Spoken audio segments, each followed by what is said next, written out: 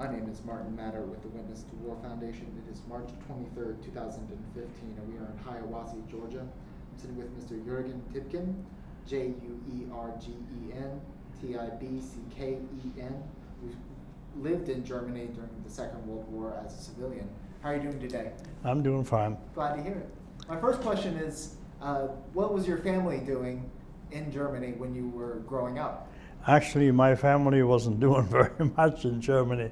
My father was a merchant marine, first engineer, and in the latter part of the war became captain of his own ship. But he was transporting ammunition to Murmansk, to the northern area of fighting in the early 40s. He was bringing wounded back, sometimes prisoners, and eventually lost his ship. Matter of fact, it was 2 weeks after the war ended. Was being torpedoed by the Russians and taken in captivity. As far as I remembered, he was taken prisoner and escaped to Finland. He was somewhat multilingual, and he could speak some Finnish, and he disguised himself as a Finnish fisherman. They were bringing from Finland herring and dried fish to the camps. That's what they were feeding the prisoners. So he escaped. He went through Sweden and eventually came home in 1947. And what did your mother do? My mother was a housekeeper, period. What did she do? She took care of us. How many siblings do you have? I have 3. 2 siblings, actually. One of them died in 1935, the year I was born, with an auto accident from the only car that was in town. And it happened to be a Maybach, which 20 years later I drove. And how old were you relative to the other siblings? I was born in 1935. My brother was born in 1937. And I had a sister who I believe was born in 1939 or 40. So you were pretty young when the war was going on, but do you remember the school systems in Germany? Oh yeah, very much so. I started going to school in 1942, 41 or 42 in Hamburg, until we were bombed out there in 1943 in those big air raids they had. We had the air raids started, but not in our part of the city, which was residential. They started in the harbors and Hamburg. And my mother decided that it would be good for us to move. We went to our country home, which we had outside of Hamburg. We stayed there for a few days, and when the raids got a little bit too close, we went to a town by the name of Stubben, where my grandparents lived. And that became our permanent resident during the war. But we were bombed out. We saw the bomb raids as little kids. We saw the firestorm. We saw a lot of those things over there. I want to get to that in a minute. I want to go back to the schools, though. What do you remember about the curriculum in 1942? Not very much. All I know is that in 2004, I met a guy on somewhere here in North Carolina on the highway, who went to the same class, to the same school with me during that particular time, just by pure accidents. Matter of fact, I'm going to visit him in a few weeks. He's in Tennessee now. What did we learn? What was our curriculum in school? We learned how to write and to read and to count. Over there, and I was very good at that kind of stuff. I only went there 2 years. That's it. Not even 2 years. And then we got transferred over to another one. When we went to Stubben school became a little bit more hectic. We had much larger classes.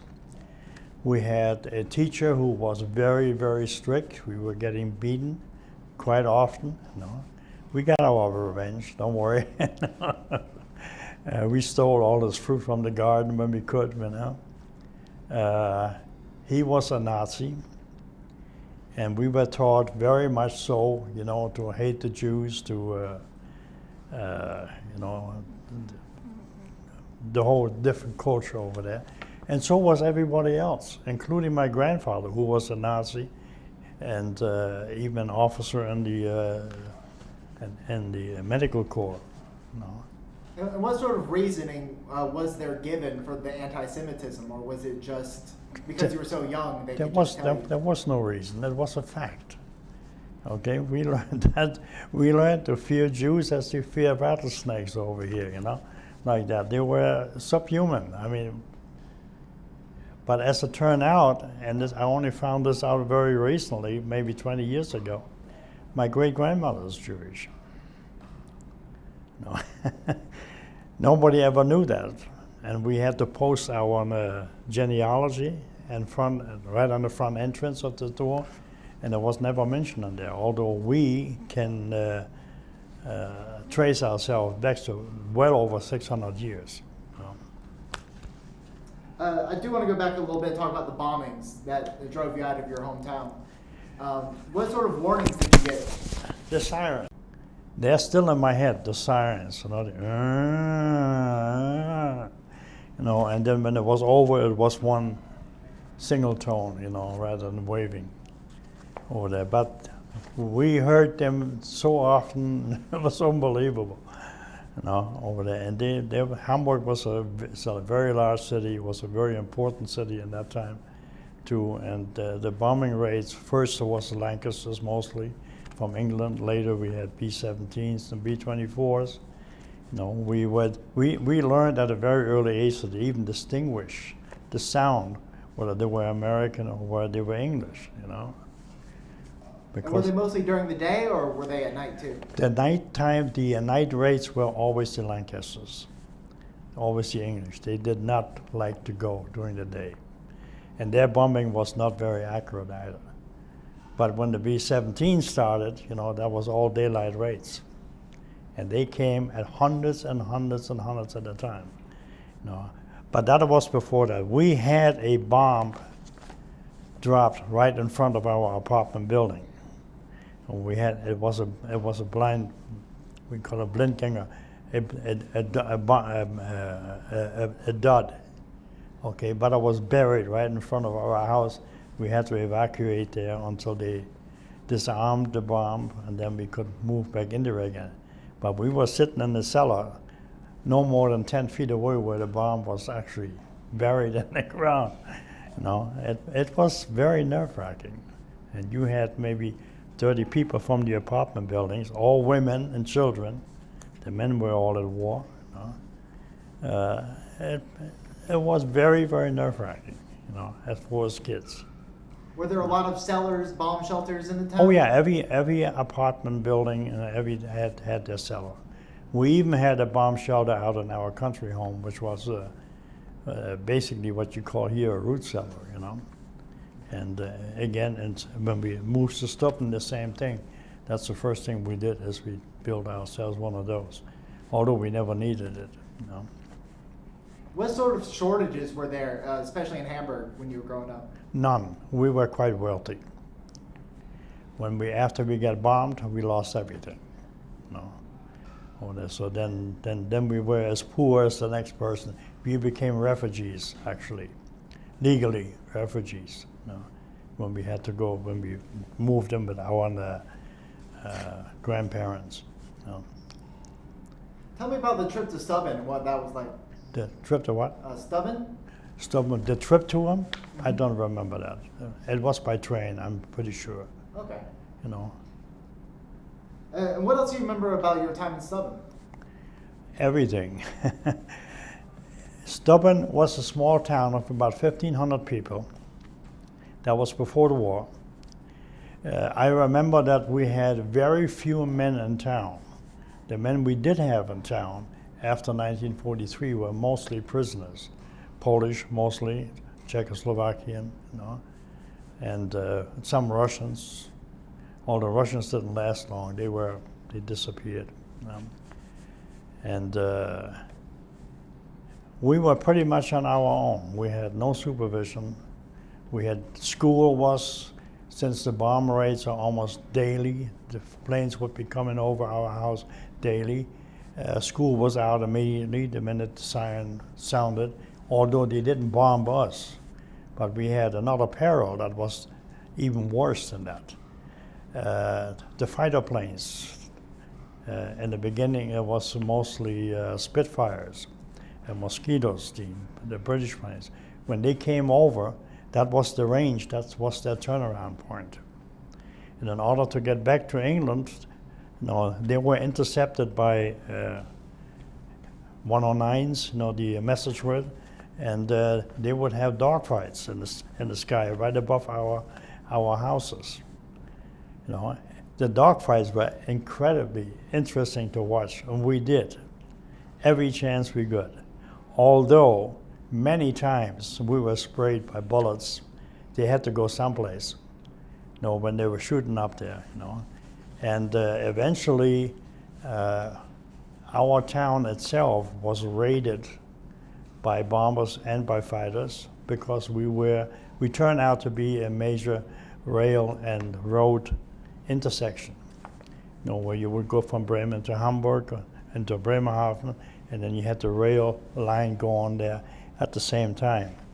So that was bombed and strafed almost every time. And when the fighter planes returned to England, they had to get rid of the ammunition to get the extra weight, or the wing tanks later on when they did to that. So they dropped the wing tanks over us, and they strafed everything they could get, especially the trains. Sounds like you had a lot of German troops moving through the area too. No. We saw very, very few German troops. We saw very few men to win for that. We had a few policemen in town over there. They weren't taking the trains through Stubben at all? Oh yeah, on a daily basis. But Bremerhaven was 24 kilometers north, and they would come through there. And then you had the road that was going where you would find military trucks and so on going through there, occasionally. And that was bombed, and it was also strafed. And we had an AK. There was a cannon with 4 barrels, mounted at the south end of the railway station. And that AK was operated actually by kids not much older than we were, maybe 3-4 years older than we were. It was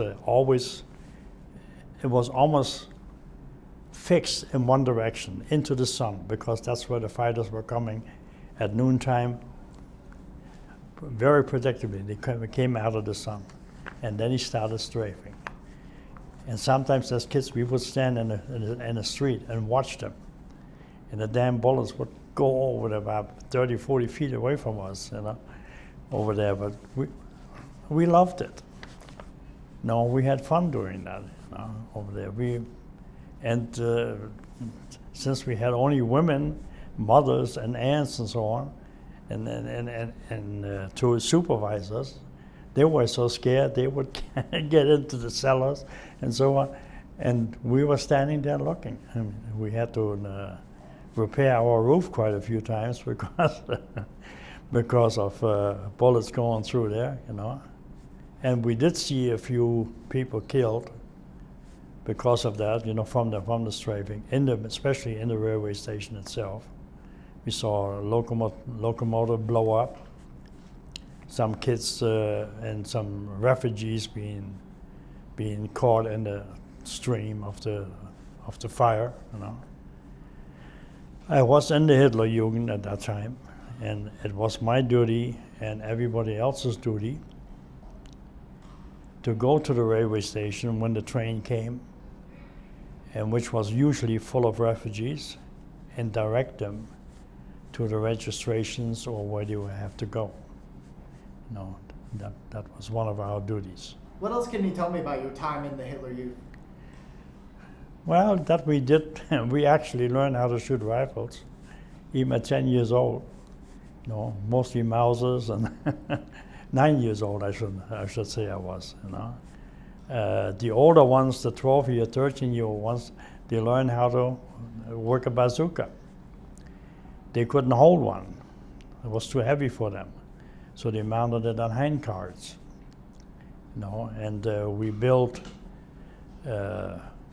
Prisoners actually built what we called a tank barrier in the middle of town. You know, where they make a small opening where a truck could go through but not a tank, and then a trap beneath it and so on, which was never needed, of course, you know. But they figured that they would come, we would be ready with bazookas, you know. Never shot one, of course, you know. Was there a lot of enthusiasm amongst the youth? Oh yes, absolutely. We loved it. We could wear a knife, you know, in a sheath. We had a uniform. We were very proud of doing that, you know. And as long as we were in uniform, nobody touched us. We could do what we wanted to do. You know? Yeah. What's it like growing up in a society with less male role models than you know, peacetime? Well, we didn't know any different. You know, I mean, first of all, I don't remember anything about peacetime except that my father was not around. He was at that time in Africa. That was his route, Southeast Africa. And every once in a while he would come to the harbor in Hamburg, stay there for a night or two. We never got to see him except once. My mother went there, you know, and that was it. And then stayed there for a couple of hours, and he was gone again. You know? So he was a total stranger to us. You know? When I was 5 years old, I remember he came home, and he had a black man with him. And the black man had a barrel over his shoulder, came with him. The barrel, of course, was our staple, herring, you know. And the black man slept in the stairwell. He not in the inside, and he disappeared the next day, together with my father again, you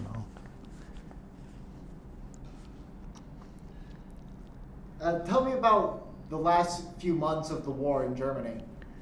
The last few months of, well, we could hear actually the bombardments of Bremerhaven and of the ships and the Weser, which was not too far away from us either. You know, when they were strafed and bombed, you know, and it was pretty damn noisy, you know. And at the very end of the war, we could hear the artillery when they were moving in on Bremen, you know. And the one thing that I remember is it's in my mind, that I had to go to the mayor's office and report something. And I stood there, you know, Heil Hitler and all that, and they all looked at me and said, "You don't have to do that anymore." That was the day Hitler died. You know. And it was a down for us. No, I mean, everything was lost all of a sudden. We were kind of lost, you know. But we had an experience previous to that, when a train came into our station, open cattle cars, with literally thousands of prisoners in them. And they were not prisoners of war, they were civilians. A lot of Jews, I suppose. No, I don't know. All I know is they were as thin as rails. They were walked through town to a camp that I did not even know existed until 30 years, 40 years later. No, later than that, my God, I just found out about it about 5, 6 years ago. And that existed not too far from us. And we laughed at them. We shot BB guns at them. No, Actually, they didn't have BBs in it, they had potatoes in it. You know, you would stick the thing into a potato and then shoot. And that was fun, and it was encouraged. You know, the policemen, they were not available at that time over there. But my mother was very distraught by them, you know, and she took a few potatoes and started hauling them over to them, raw potatoes, and for that she got a rifle butt in the back from one of the guards, you know. So that kind of woke us up. No, we knew that something was wrong, and everything after that changed. Nobody really talked yet. You know, they all kept quiet. No, we had a Polish prisoner in our backyard. It was caught in our backyard by a local policeman. He supposedly had stolen some clothing from a clothesline, and the policeman just shot him, stood him up and shot him dead. No, and we saw all that. I even know who did it. You know, he's no longer alive. His son married my sister. Yeah, he married my sister. No. And he was a Russian, a Russian Germany, but they call it White Russians now. No. And how did it feel to finally come to terms with the end of the war? Well, when the British, we were of course British territory, the British came. They were extremely indifferent to us. They did not permit us to do anything. We had to stay in the houses. No, and then something miraculously happened. All of a sudden we had US Army trucks for us. And with the US Army trucks, they set up headquarters in our town. Although we were very distraught, we had to leave our houses. They farmed us out to farmers in the outlying areas for housing, or in tents in the back of our house. We were able to stay during the day in my grandfather's workshop, which was probably around 3,000 square feet, full of paint, ammonia, and he was a painter.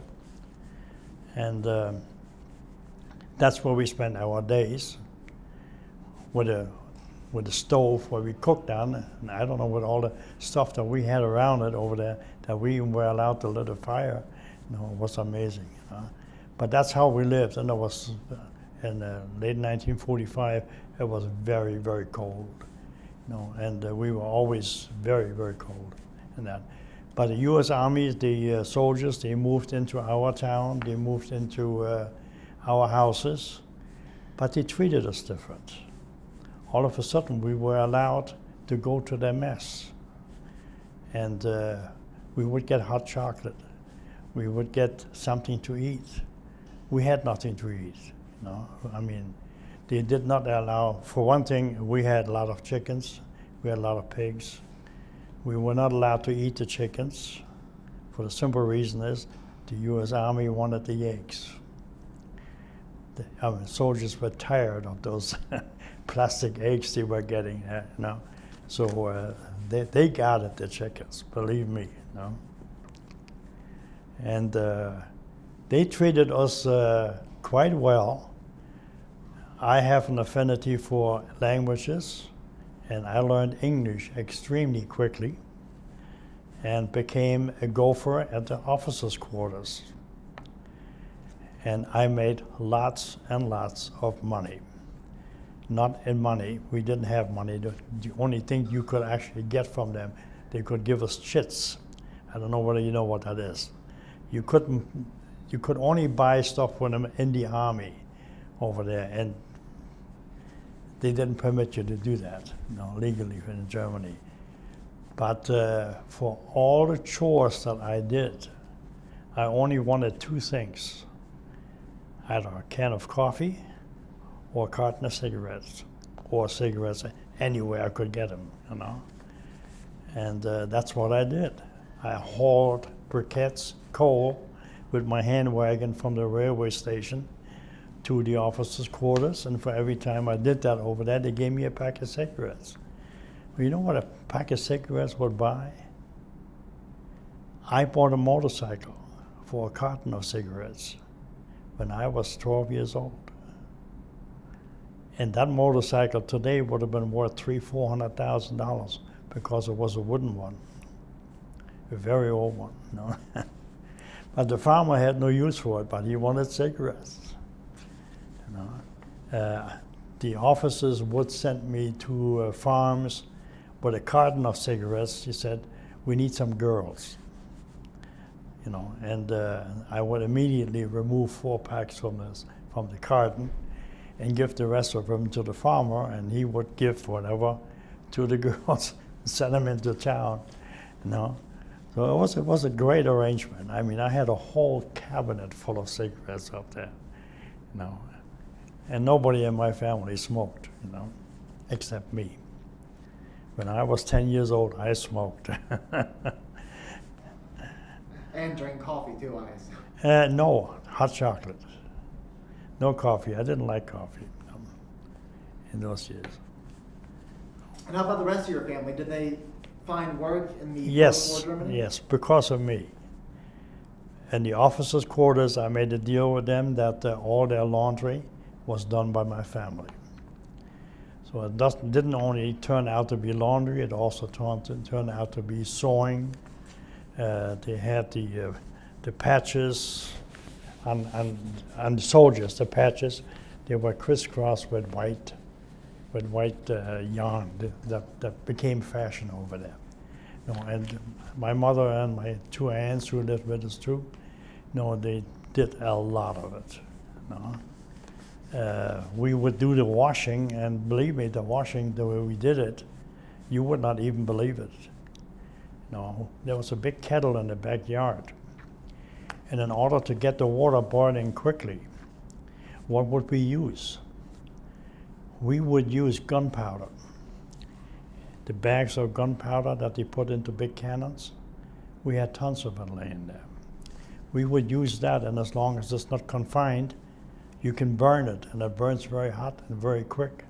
The water would boil very quickly, you know. That was amazing. I mean, even thinking about it, use gunpowder as a kid, you know, to boil water.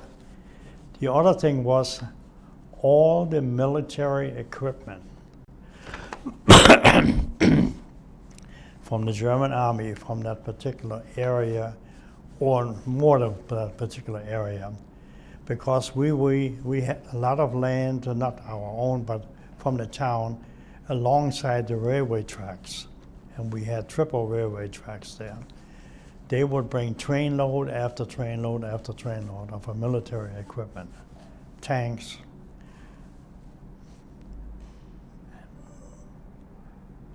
artillery, trucks, tons and tons of rifles, mountains with gas masks, those canisters, long canisters of gas masks, which were, by the way, always were filled with all kinds of stuff, goodies, like we would open them up and there was sugar in there. Sugar was a golden opportunity, you know, because you couldn't buy it, you know. Watches, and some of them were booby-trapped with explosives, of which I became a victim, and one of the soldiers that we were friends with, we would take them when we find a watch like that, we would go and bring it to the soldier. And again, trade it for cigarettes or chocolate or something like that. We had no use for the watches. But this particular watch, the soldier started winding it up. It was a rather big one, and then exploded and almost took my finger off. And the other thing is, the soldiers were all very young. You know, they were in their 17s, 18s. They were a demolition battalion. The insignia that they had on was, first of all, the first engineering, and the other one was a circle with an S in it, one side blue, one side white. I don't know what battalion that was, or what division it was. but those were the officers, most of them. And they were all young. We got along with them very well. They were very lenient. We would go in there, and they would show us, how to got those potato smasher and hand grenades, of which we had mounds of them. Yeah, take one of those, pull it and throw it. And we had fun doing that. I mean, even a few pineapples that were laying around over there, they showed us how to do those. And one of those got me shrapnel all over my leg when I was a kid. That didn't do too much. That did not curb our enthusiasm. One day, my brother and several other kids, we were playing in the area where they had all the trucks and the tanks. And by the way, and they were so fresh out of the war yet, they still had batteries that were working. So you could get into the tank over there and operate the turret.